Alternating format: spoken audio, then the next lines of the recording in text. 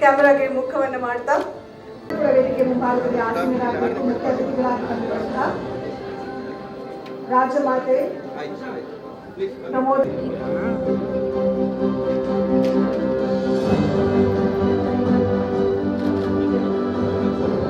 ಮುದ್ದಾದ ಮುಗುಳ್ನಗೆಯೊಂದಿಗೆ ಕೊಡ್ತಾ ಇದ್ದೀವಿ. ಒಂದು ಭಾವಚಿತ್ರ ಹಾಗೆ ಒಂದು ವಿಡಿಯೋ. ಪ್ರಜಾವಾಣಿ ಸಾಧಕಿಯರು 2026 ಮಹತ್ತರವಾದಂತಹ ವೇದಿಕೆಯನ್ನ ಕಲ್ಪಿಸಿದೆ ಪ್ರಜಾವಾಣಿ. ಜೋರಾದ ಚಪ್ಪಾಳೆ ಬರಲಿ. ಇಷ್ಟು ಹೊತ್ತು ಇಷ್ಟು ಬಿಸಿ ಸ್ಕೆಡ್ಯೂಲ್ನಲ್ಲೂ ಕೂಡ ಇಷ್ಟು ಸಮಯವನ್ನು ನಮ್ಮ ಜೊತೆಗೆ ಕಳೆದಿರುವಂಥದ್ದು ಒಂದು ಮಹತ್ತರವಾದಂತಹ ವಿಚಾರ. ಜೋರಾದ ಚಪ್ಪಾಳೆ ಬರಲಿ. ಎಷ್ಟೊಂದು ಚಾಲೆಂಜಸ್ ಬರುತ್ತೆ, ಎಷ್ಟೊಂದು ಮಾತುಕತೆ ನಡೀತಾ ಇರುತ್ತೆ. ಇವುಗಳ ನಡುವೆ ಅಭಿನವ ಮಾಡಿಕೊಂಡು ನಮ್ಮ ಡೈರೆಕ್ಷನ್ ಯಾರು ಮಾಡಂತ ಹೇಳೋದು.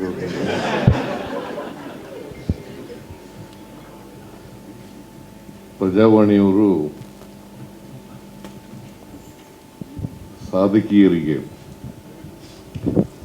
ಪ್ರಶಸ್ತಿಗಳನ್ನು ಕೊಡ್ತಕ್ಕಂಥ ಕಾರ್ಯಕ್ರಮವನ್ನು ಹಮ್ಮಿಕೊಂಡಿದ್ದಾರೆ. ಪ್ರಜಾವಾಣಿ ಸಾಧಕಿಯರು, ಅದರಲ್ಲಿ ಅವರ ಕ್ಷೇತ್ರ ಅನೇಕ ಮಹಿಳೆಯರು ವಿಶಿಷ್ಟವಾದಂಥ ಸೇವೆಯನ್ನು ಮಾಡಿರ್ತಕ್ಕಂಥದ್ದು ಬಹಳ ಮುಖ್ಯ.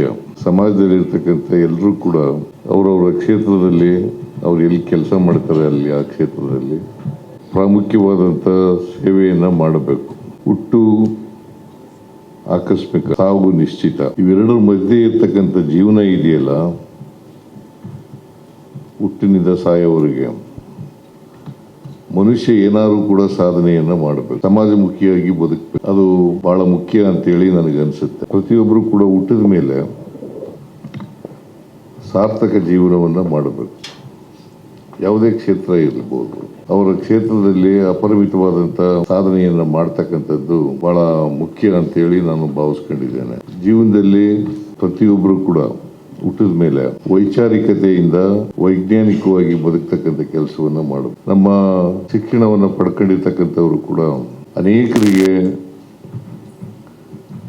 ವೈಜ್ಞಾನಿಕತೆ ಇರಲ್ಲ, ವೈಚಾರಿಕತೆ ಇರಲ್ಲ. ಅಂಥವರು ಸಮಾಜಮುಖಿಗಳಾಗಿ ಇರಲಿಕ್ಕೆ ಸಾಧ್ಯ ಇಲ್ಲ ಅಂತಕ್ಕಂಥ ಮಾತುಗಳನ್ನು ಹೇಳಲಿಕ್ಕೆ ಬಯಸ್ತಾ ಇದೆ. ಸಾಮಾಜಿಕ ವ್ಯವಸ್ಥೆ ಇದೆಯಲ್ಲ, ಈ ಸಾಮಾಜಿಕ ವ್ಯವಸ್ಥೆಯಲ್ಲಿ ರಾಜಿ ಮಾಡ್ಕೊಂಡು ಬದುಕ್ತಕ್ಕಂಥದ್ದು ಬಹಳ ಜನ ಮಾಡ್ತಕ್ಕಂಥ ಕೆಲಸ.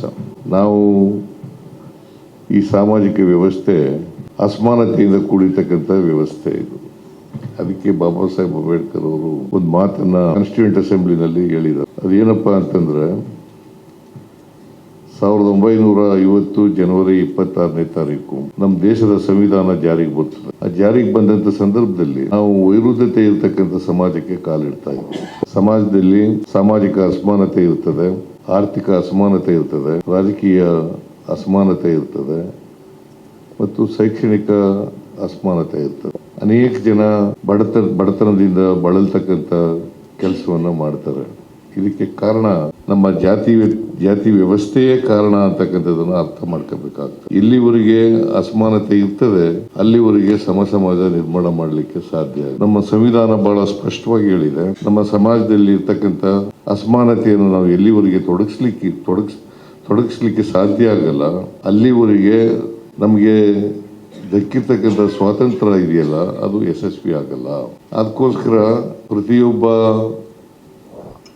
ಮನುಷ್ಯನು ಕೂಡ ಆರ್ಥಿಕವಾಗಿ ಸಾಮಾಜಿಕವಾಗಿ ಸ್ವಾವಲಂಬನೆಯನ್ನ ಪಡ್ಕೋಬೇಕು. ಆರ್ಥಿಕವಾಗಿ ಸಾಮಾಜಿಕವಾಗಿ ಸ್ವಾವಲಂಬನೆ ಇಲ್ಲದೆ ಹೋದ್ರೆ ರಾಜಕೀಯ ಸ್ವಾತಂತ್ರ್ಯ ಬಂದದಕ್ಕೆ ಸಾರ್ಥಕ ಆಗಲ್ಲ ಅಂತಕ್ಕಂಥ ಮಾತುಗಳನ್ನ ಬಾಬಾ ಸಾಹೇಬ್ ಅಂಬೇಡ್ಕರ್ ಅವರು, ಯಾರು ನಮ್ಮ ಸಂವಿಧಾನವನ್ನ ರಚನೆ ಮಾಡಿಕೊಟ್ಟಿದ್ದಾರೆ, ಅವರೇ ಹೇಳಿರ್ತಕ್ಕಂಥ ಮಾತುಗಳು. ಇದನ್ನ ನಾವು ಎಲ್ಲರೂ ಕೂಡ ಗಮನದಲ್ಲಿ ಇಟ್ಕೋಬೇಕು ಅಂತಕ್ಕಂಥ ಮಾತುಗಳನ್ನ ನಾನು ಈ ಸಂದರ್ಭದಲ್ಲಿ ಹೇಳಲಿಕ್ಕೆ ಬಯಸ್ತಾ ಇದ್ದೀನಿ. ಅದಕ್ಕೋಸ್ಕರನೇ ಸಾಧನೆಯನ್ನ ನಮ್ಮ ಜೀವನದಲ್ಲಿ ಮಾಡಲಿಕ್ಕೆ ಪ್ರಯತ್ನ ಮಾಡಬೇಕು. ಪ್ರಯತ್ನನೇ ಇಲ್ಲದೆ ಹೋದ್ರೆ ಯಾವ ಸಾಧನೆಯನ್ನು ಮಾಡೋಕ್ಕಾಗದೆ. ಗುರಿ ಇರಬೇಕು. ಆ ಗುರಿಯನ್ನ ಸಾಧನೆ ಮಾಡಲಿಕ್ಕೆ ಗುರಿಯನ್ನ ಅಕ್ಷರಶಃ ನಾವು ಅದನ್ನ ಸಾಧಿಸ್ಬೇಕಾದ್ರೆ ಸಾಧನೆ ಮಾಡಬೇಕಾದ್ರೆ ನಾವು ಪ್ರಯತ್ನ ಅತ್ಯಂತ ಅವಶ್ಯ.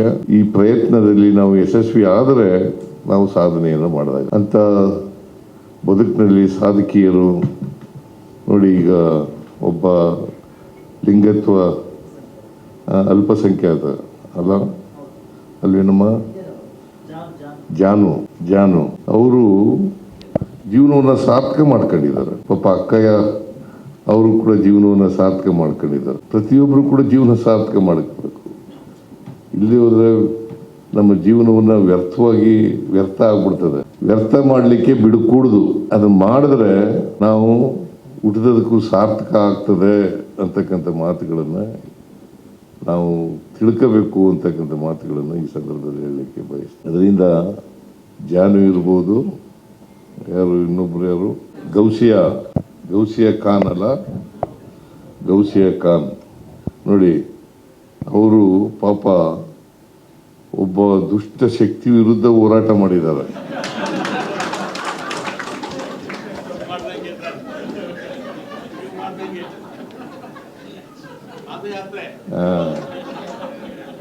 ದುಷ್ಟ ಶಕ್ತಿ ವಿರುದ್ಧ ಹೋರಾಟ ಮಾಡಿ ಅವರ ಜೀವನದಲ್ಲಿ ಜಯವನ್ನು ಕಾಣತಕ್ಕಂಥ ಪ್ರಯತ್ನವನ್ನು ಮಾಡಿದ್ದಾರೆ. ಸೊ ಇದು ಒಂದು ಸಾಧನೆ ಅಂತಕ್ಕಂಥ ಮಾತುಗಳನ್ನು ಅವರು ಎಂಥ ಖಾನ್ ಅವರು ಗೌಸಿಯಾ ಖಾನ್ ಮಾಡಿದ್ದಾರೆ ಅಂತಕ್ಕಂಥದ್ದನ್ನು ಈ ಸಂದರ್ಭದಲ್ಲಿ ನೆನ್ಕೊಳ್ಳಿಕ್ಕೆ ಬಯಸ್ತೇನೆ. ಈ ಥರದವರು ಸಮಾಜದಲ್ಲಿ ಭಾಳ ಜನ ಇದ್ದಾರೆ. ಅವರು ಎಲೆ ಮರೆಕಾಯಿ ಅಂತ ಕೆಲಸ ಮಾಡ್ತಲೇ ಇದ್ದಾರೆ. ಅದರಿಂದ ಅವರೆಲ್ಲನೂ ಗುರುತಿಸ್ತಕ್ಕಂಥ ಕೆಲಸವನ್ನು ಮಾಡ್ತಾ ಇರ್ತಕ್ಕಂಥದ್ದು ಪ್ರಜಾವಾಣಿ ಪತ್ರಿಕೆ ಭಾಳ ಒಳ್ಳೆಯ ಕೆಲಸ ಅಂತೇಳಿ ನಾನು ಅಂದ್ಕೊಂಡಿದ್ದೀನಿ. ಅವರೆಲ್ಲರಿಗೂ ಕೂಡ ಯಾರ್ಯಾರು ಸಾಧಕಿಯರು ಇವತ್ತು ಪ್ರಶಸ್ತಿಗಳನ್ನು ಪಡ್ಕೊಂಡಿದ್ದಾರೆ ಅವ್ರಿಗೆ ಮತ್ತೆ ಗುರುತು ಮಾಡಲಿಕ್ಕೆ ಸಾಧ್ಯ ಇರತಕ್ಕಂಥ ಸಾಧಕಿಯರಿದ್ದಾರೆ ಸಮಾಜದಲ್ಲಿ, ಅವರೆಲ್ಲರಿಗೂ ಕೂಡ ಅಭಿನಂದನೆಗಳನ್ನು ಹೇಳಲಿಕ್ಕೆ ಬಯಸ್ತಾ ಇದ್ದೇನೆ. ಇದು ಹೆಚ್ಚು ಮಾತನಾಡ್ತಕ್ಕಂಥ ವೇದಿಕೆ ಅಲ್ಲ, ಅದರಿಂದ ನಾನು ಹೆಚ್ಚು ಮಾತಾಡಕ್ಕೆ ಹೋಗಲ್ಲ. ಅವ್ರಿಗೆಲ್ಲ ಒಳ್ಳೆಯದಾಗಲಿ, ಆಯುಸ್ಸು ಆರೋಗ್ಯ ಕೊಡಲಿ ಅಂಥೇಳಿ ಆಶಿಸ್ತೇನೆ. ಆಯುಸ್ಸು ಆರೋಗ್ಯ ಎರಡನ್ನು ಕೊಡಲಿ. ಯಾಕಂದರೆ ಮನುಷ್ಯ ಆರೋಗ್ಯ ಇದ್ದರೆ ಅದು ಭಾಳ ಮುಖ್ಯ ಆಗ್ತದೆ. ಜೀವನದ ಒಂದು ಪ್ರಮುಖವಾದಂಥ ಅಂಗ ಅದು ಆರೋಗ್ಯ ಇರಲೇಬೇಕು. ಆರೋಗ್ಯ ಎಷ್ಟು ವರ್ಷ ಬದುಕ್ತೀವಿ ಅನ್ನೋದು ಭಾಳ ಮುಖ್ಯ ಅಲ್ಲ, ಎಷ್ಟು ದಿನ ಆರೋಗ್ಯವಾಗಿ ಬದುಕುದೋ ಅಂತಕ್ಕಂಥದ್ದು ಭಾಳ ಮುಖ್ಯ.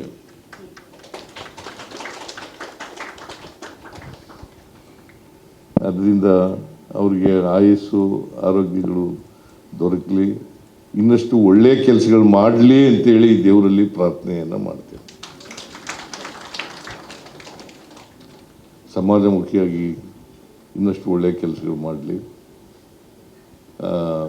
ಅವರ ಜೀವನವನ್ನು ಸಾರ್ಥಕ ಮಾಡ್ಕೊಳ್ಳಿ ಅಂತಕ್ಕಂಥ ನಾವು ನಿಮಗೂ ಕೂಡ ಇಲ್ಲಿರ್ತಕ್ಕಂಥ ಎಲ್ಲರಿಗೂ ಕೂಡ ನಿಮ್ಮ ಜೀವನವನ್ನು ಸಾರ್ಥಕ ಮಾಡ್ಕೊಳ್ತಕ್ಕಂಥ ಕೆಲಸವನ್ನು ನೀವು ಒಂದು ಸಾರಿ ಹಿಂದಕ್ಕೆ ನೋಡಬೇಕು. ನಮ್ಮ ಜೀವನ ಇಲ್ಲಿವರೆಗೂ ಬಂದಿದ್ದೀವಿ, ನಾವು ಏನಾದ್ರು ಸಾರ್ಥಕ ಜೀವನವನ್ನು ಮಾಡಿದೀವಾ ಇಲ್ವಾ ಅಂತಕ್ಕಂಥದ್ದನ್ನು ಒಮ್ಮೆ ಹಿಂದೆ ತಿರುಗಿ ನೋಡಬೇಕು. ನಿಮಗೆ ಸಮಾಧಾನ ಆದರೆ ಬೇರೆಯವ್ರಿಗೆ ಸಮಾಧಾನ ಆಗ್ತದೋ ಇಲ್ವೋ ಅದು ಬೇರೆ ವಿಚಾರ. ಯಾಕಂದರೆ ಎಲ್ಲಕ್ಕೂ ಕೂಡ ಈಗ ರಾಜಕೀಯಗೊಳಿಸ್ತಕ್ಕಂಥ ಕೆಲಸವನ್ನು ಮಾಡಿಬಿಟ್ಟಿದ್ದಾರೆ. ಒಳ್ಳೆಯ ಕೆಲಸ ಮಾಡಿದ್ರು ಒಳ್ಳೇದು ಮಾಡಿರಲ್ಲ ಅಂತ ಹೇಳ್ತಾರೆ, ಕೆಟ್ಟ ಕೆಲಸ ಮಾಡಿರೋರಿಗೆ ಒಳ್ಳೇದು ಮಾಡಿದ್ದಾರೆ ಅಂತ ಹೇಳ್ತಾರೆ, ಒಳ್ಳೆಯ ಕೆಲಸ ಮಾಡಿರೋರಿಗೆ ಕೆಟ್ಟದ್ದು ಮಾಡಿದ್ದಾರೆ ಅಂತ ಹೇಳ್ತಾರೆ. ಅದರಿಂದ ನಿಮಗೆ ಸಮಾಧಾನ ಆಗ್ತಕ್ಕಂಥದ್ದು ಭಾಳ ಮುಖ್ಯ. ನಿಮಗೆ ಸಮಾಧಾನ ಆದರೆ ನಿಮ್ಮ ಜೀವನ ಅದು ಸಾರ್ಥಕ ಜೀವನ ಆಗ್ತದೆ. ಅದನ್ನು ಮಾಡ್ತಕ್ಕಂಥ ಕೆಲಸವನ್ನು ಮಾಡಿದ್ದಾರೆ. ಅವರನ್ನು ಗುರುತಚ್ಚಿ ಅವರಿಗೆ ಪ್ರಶಸ್ತಿ ಕೊಟ್ಟಿದ್ದಾರಲ್ಲ ರವೀಂದ್ರ ಭಟ್ರು, ನೀವೇನು ಮಾಡಿದ್ದೀರಾ? ಅದೊಂದು ಕಮಿಟಿ ಮಾಡಿದ್ದೀರಾ? ಕಮಿಟಿ, ಆ ಕಮಿಟಿಯವ್ರು ಗುರುತಚ್ಚಿದ್ದೀರಿ. ನಿಮಗೂ ಧನ್ಯವಾದಗಳನ್ನು ಹೇಳಲಿಕ್ಕೆ ಬಯಸ್ತಾ ಇದ್ದೇನೆ. ಜಯಶ್ರೀ ಅವರು ನೀವು ಇದ್ರ ಕಮಿಟಿನಲ್ಲಿ ಜಯಶ್ರೀ ಅವರು ಕೂಡ ಸಾರ್ಥಕ ಜೀವನವನ್ನು ಮಾಡ್ಕೊಂಡಿದ್ದಾರೆ. ಅಕ್ಕಯ್ಯ ಅವರು ಕೂಡ ಸಾರ್ಥಕ ಜೀವನವನ್ನು ಮಾಡ್ಕೊಂಡಿದ್ದಾರೆ. ಅದರಿಂದ ನೀವೆಲ್ಲರೂ ಕೂಡ ನಾನು ಬಯಸೋದೇನಪ್ಪ ಅಂತಂದರೆ ಸಾರ್ಥಕವಾದಂಥ ಜೀವನವನ್ನು ಮಾಡಬೇಕು. ಜೊತೆಗೆ ವೈಜ್ಞಾನಿಕ ಮನೋಭಾವ ಬೆಳೆಸ್ಕೊಳ್ತಕ್ಕಂಥದ್ದು ಭಾಳ ಮುಖ್ಯ.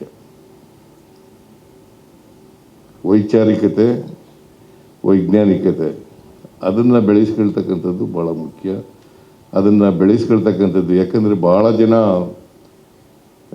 ನಮ್ಮ ಶಿಕ್ಷಣ ಅಷ್ಟೊಂದು ವೈಚಾರಿಕತೆಯನ್ನು ಬೆಳೆಸ್ತಕ್ಕಂಥ ಪೂರಕವಾಗಿಲ್ಲ ಅಂತಕ್ಕಂಥ ಮಾತುಗಳನ್ನು ಈ ಸಂದರ್ಭದಲ್ಲಿ ನಾನು ಹೇಳಲೇಬೇಕಾಗ್ತದೆ. ಯಾಕಂತಂದರೆ ಭಾಳ ಜನ ಈಗ ಬಸವಣ್ಣನ ಕಾಲದಲ್ಲೇ ಸುಮಾರು 850 ವರ್ಷಗಳಿಂದ 12ನೇ ಶತಮಾನದಲ್ಲಿ ಕರ್ಮ ಸಿದ್ಧಾಂತವನ್ನು ತಿರಸ್ಕಾರ ಮಾಡಿದರು. ಈಗ ನೀನು ಯಾಕಪ್ಪ ಬಟ್ಟೆ ಇಲ್ಲ, ನಿನಗೆ ಹೊಟ್ಟೆಗೆ ಊಟ ಇಲ್ಲ, ಮನೆ ಇಲ್ಲ, ಸೂರಿಲ್ಲ, ನಿನಗೆ ಶಿಕ್ಷಣ ಇಲ್ಲ ಅಂತಂದರೆ ನಾನು ಹಿಂದಿನ ಜನ್ಮದಲ್ಲಿ ಕರ್ಮ ಮಾಡಿಬಿಟ್ಟಿದ್ದೆ, ಅದಕ್ಕೋಸ್ಕರ ಈಗ ಹುಟ್ಬಿಟ್ಟಿದ್ದೀನಿ ಹೀಗೆ ಅಂತ ಹೇಳೋದು. ಈ ಥರ ಬಿತ್ತಿ ಇದನ್ನು ಗಟ್ಟಿ ಮಾಡ್ತಕ್ಕಂಥ ಜನರು ನಮ್ಮ ಸಮಾಜದಲ್ಲಿದ್ದಾರೆ. ಇವ್ರನ್ನ ಭಾಳ ಹುಷಾರಾಗಿ ನೋಡ್ಕೋಬೇಕು. ಇವ್ರ ಬಗ್ಗೆ ಭಾಳ ಹುಷಾರಾಗಿರ್ಬೇಕು. ಕರ್ಮ ಸಿದ್ಧಾಂತನ ಬಸವಣ್ಣನ ಕಾಲದಲ್ಲೇ ಬಸವಾದಿ ಶರಣರು ತಿರಸ್ಕಾರ ಮಾಡಿದರು. ಈ ಕಾಲದಲ್ಲೂ ಅದನ್ನು ಹೇಳ್ತಾರೆ, ಅದನ್ನೇ ಗಟ್ಟಿ ಮಾಡ್ತಾರೆ. ಸೊ ಅಂಥವ್ರ ಬಗ್ಗೆ ಭಾಳ ಹುಷಾರಾಗಿರಿ ಅಂತಕ್ಕಂಥ ಮಾತುಗಳನ್ನು ಹೇಳಲಿಕ್ಕೆ ಬಯಸ್ತಾ ಇದ್ದೇನೆ. ಅದರಿಂದ ನಾನು ಹೆಚ್ಚು ಮಾತಾಡಕ್ಕೆ ಹೋದರೆ ನಾನು ರಾಜಕಾರಣಿ ಮೊದಲೇ ಕೇಳಿ ಅದಕ್ಕೆ ಒಂದು ರಾಜಕೀಯ ಬಣ್ಣ ಕಟ್ಬಿಡ್ತಾರೆ. ಅದರಿಂದ ನಾನು ಹೆಚ್ಚು ಮಾತಾಡಕ್ಕೆ ಹೋಗಲ್ಲ. ನಿಮಗೆಲ್ಲ ಒಳ್ಳೆಯದಾಗಲಿ. ಮತ್ತೊಮ್ಮೆ ಯಾರು ಪ್ರಶಸ್ತಿ ವಿಜೇತರಿದ್ದಾರಲ್ಲ ಸಾಧಕಿಯರು, ಎಲ್ಲರಿಗೂ ಅಭಿನಂದನೆಗಳು.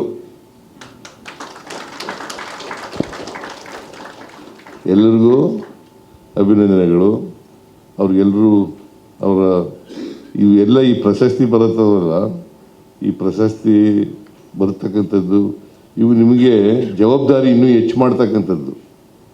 ಯಾವಾಗಲೂ ಪ್ರಶಸ್ತಿಗಳು ಬರ್ತದಲ್ಲ, ಆ ಪ್ರಶಸ್ತಿಗಳು ಬಂದರೆ ನಿಮ್ಮ ಜವಾಬ್ದಾರಿ ಹೆಚ್ಚಾಗ್ತದೆ, ನಿಮ್ಮ ಸಾಮಾಜಿಕ ಜವಾಬ್ದಾರಿ ಹೆಚ್ಚಾಗ್ತದೆ.